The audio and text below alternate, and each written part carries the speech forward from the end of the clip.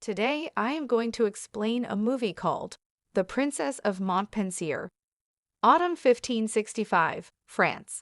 The peace between the Catholics and Huguenots lasted for about a year, when suddenly the flames of the religious war flared up again.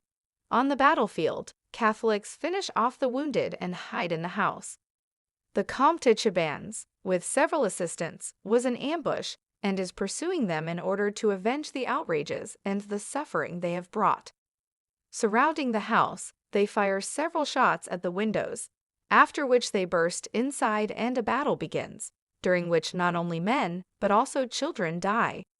Defending himself, the Comte de Chabannes accidentally kills a pregnant woman, and this becomes a great shock for him. He no longer wants war, because the blood of defenseless and innocent people is on his hands. He does not understand the meaning of religious battles, because the militant representatives of Catholics and Huguenots have one God, blood, and nationality, which means they should not do this. After the battle, Man decides to retire and leaves his faithful assistant Nicholas, deciding to hide from the warring armies. After a couple of days on the journey, Chabannes decided to rest, falling asleep near the tree. At dawn, he wakes up from the fact that two men take away his sword and use a rope to try to execute him. They are stopped by Prince Philip de Montpensier, the great-nephew of the King of France, Francis I, who is passing by and defends the Count de Chabannes, because this man has been his teacher and mentor for many years. Upon learning that man has deserted and does not want to fight, Philip takes him under his wing and promises protection. Meanwhile, the Duke de Montpensier is persuading Marquis de Maizière to marry his son Philip and the beautiful daughter of Marie, the last descendant of the Angevin Valois. Marquis tries to politely refuse the offer, because his daughter is promised to the Duke de Mayenne as a wife. At the same time, Girl is infatuated with his older brother Heinrich de Guise. During a walk in the garden, she practically does not pay attention to her betrothed, and he is forced to trail behind the happy couple with his sister Catherine. Duke de Montpensier, close to the royal family, persuades the Marquis to change his mind, because promise was oral, and it is not necessary to keep it. He also promises to give up claims to the land, which will allow de Maizière to increase his possessions several times over. Yielding to persuasion, Marquis decides to marry Marie with Philip and notifies Cardinal, Uncle Charles, and Henry about this. The representative of the Church is categorically dissatisfied with the decision of Father Marie de Maizière and believes that God will punish him for such a low and vile act. Soon, Prince Philip arrives at the house of the Marquis Maizière. Parents tell to the dukes and prince about their decision, which causes a wave of indignation among the young men. Henry and Philip were close friends and helped each other more than once in battle, but now they are hostile, and the cause of this is heart affairs. Marie is also unhappy with her father's decision and refuses to marry, which makes Marquis angry, and he is ready to hit his own daughter. Mother restrains her angry husband and persuades Girl to humbly accept marriage with the prince, because love is not a grateful thing, and it is better to live in abundance than to look for this bright, but sometimes terrible feeling. At night, Marie says goodbye to Henry, and the next morning she marries Philip, becoming Princess de Montpensier. In the evening, servants prepare Girl for her wedding night with her husband and help her with dressing clothes. As soon as the spouses go to bed, it is covered with a curtain, but many women remain in the room to wait for the results of their intimacy. Fathers are playing chess in the next room and looking forward to their children's wedding night. A few minutes later, Marie's mother brings out a dress with traces of blood, confirming that Philip became the first man for his wife. The next day, Prince and Princess de Montpensier go to a secluded castle away from the bloody battles. They are accompanied by the Comte de Chabannes, and Girl immediately draws attention to the stately and educated man. During a forced stop, Count admits that he was blind and stupid fighting for the Huguenots. Upon arrival at the castle, Marie's husband receives a letter from the king and is forced to return to the war, continuing the battle with the Huguenots. The Comte de Chabannes stays with the girl to take care of her upbringing and teach Princess to read and write. From her first lessons, Marie is a fast learner and proves to be an able student of music, art, and Latin. Teacher tries to be courteous and polite, but girl has difficult character and often resists his requests. This arouses sympathy in the Chabannes, and soon he realizes that he has fallen in love with the charming Marie. Meanwhile, Philip takes part in the battle and wins a crushing victory. Henry helps him in this, who is not happy to see that his beloved girl is Philip's wife.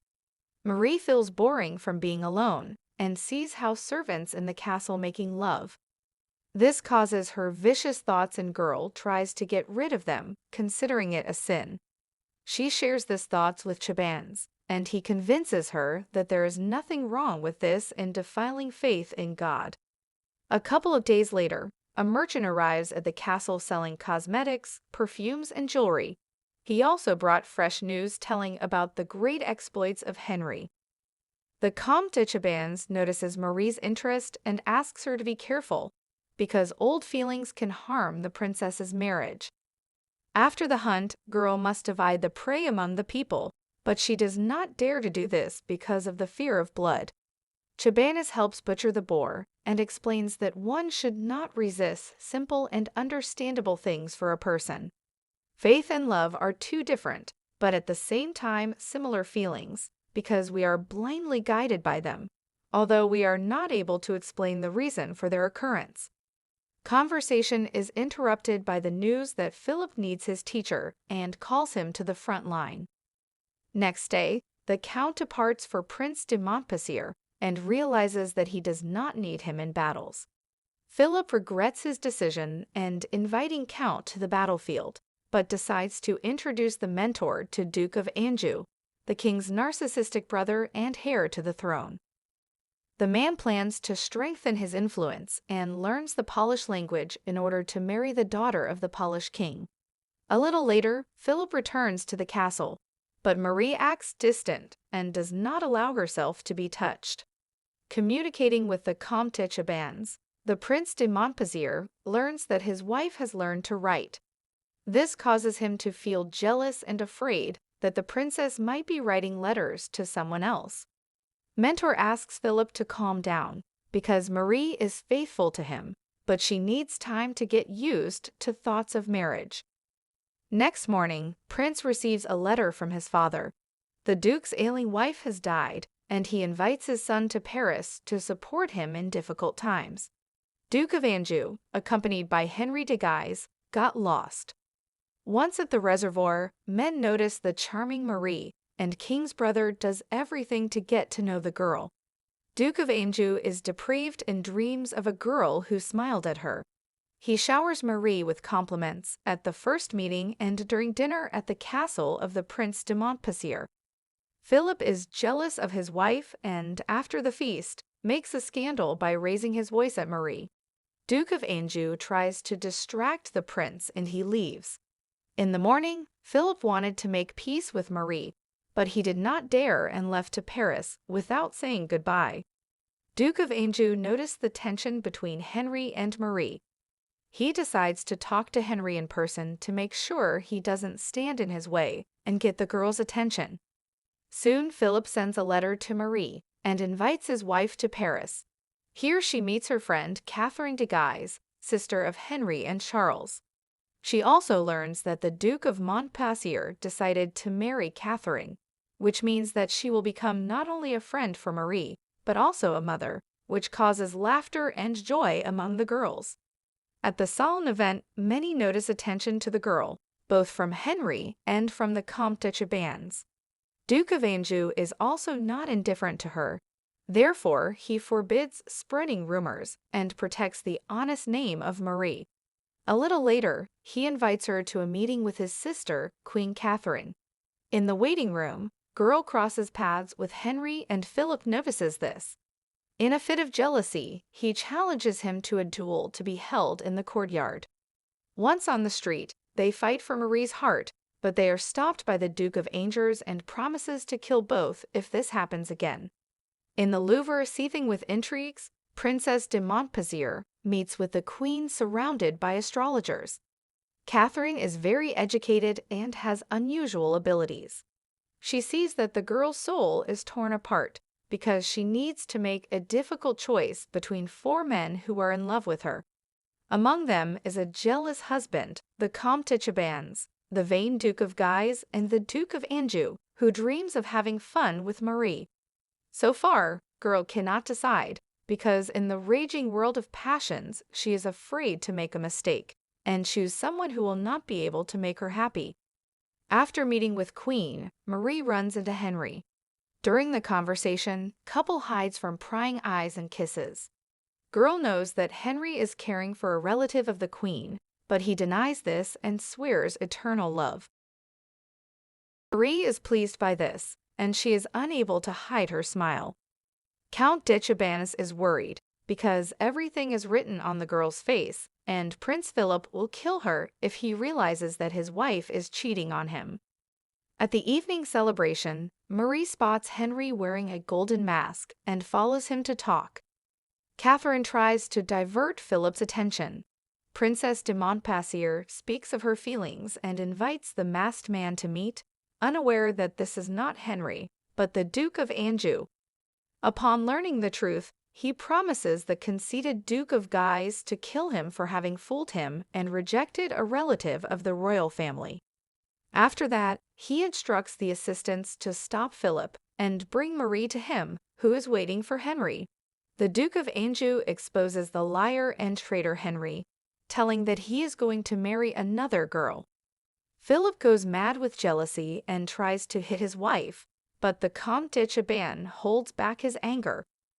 Prince de Montpensier returns his wife home, ordering guards to be posted at her door and dogs to be released in the yard so that they tear apart everyone who tries to approach Marie. The Comte de Chabannes goes into the courtyard and meets Henry, who insists on meeting the girl. He agrees to talk to Marie, but only she has the right to decide if she wants to see him. Chabannes returns to the princess's room and tells that Henry is here and she will see him if she puts burning candles on the windowsill. Seeing that Mary gave a sign, Chabannes helps Henry to get into her chambers. Philip can't sleep and looks out the window. Noticing that there is only one dog in the yard, he orders servant to go out into the yard and see what happened. A couple of minutes later, it turns out that Henry killed the dog and entered the castle.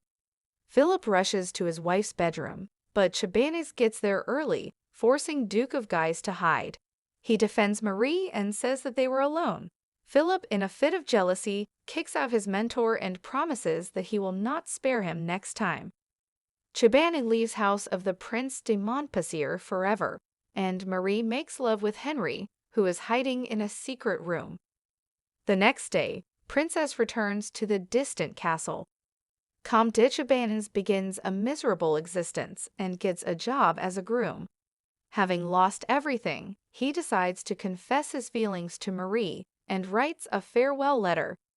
A little later, the city is gripped by panic and horror as the Queen organized Bartholomew's Night, the night of the murder of heretics and dissidents. Chabannes tries to deliver a letter, but sees men ready to kill a pregnant woman. He protects her with his life and allows woman to escape, saving her unborn child. In the morning, Philip finds the lifeless body of the Comte de Chabannes and sincerely cries because of the loss of a mentor. Noticing a letter from him, he reads it and rushes to Marie to put an end to their relationship. Princess does not repent and leaves her husband, dreaming of being with Henry. She comes to his house, but the Duke of Guise does not want to see Marie, as he is going to marry another girl. Fight for the girl's hand and heart was a gain for him, but no more. Comte de Chabannes is dead, Philip has expelled Marie, and the Duke of Anjou has departed for Poland. There are no rivals, so the desire to conquer Princess Montpensier also disappeared. Lonely and useless, Marie visits the grave of the Count de Chabannes, and Nicholas also comes here, having decided to say goodbye to his mentor. Here movie ends. Thank you for watching and see you tomorrow at the same time.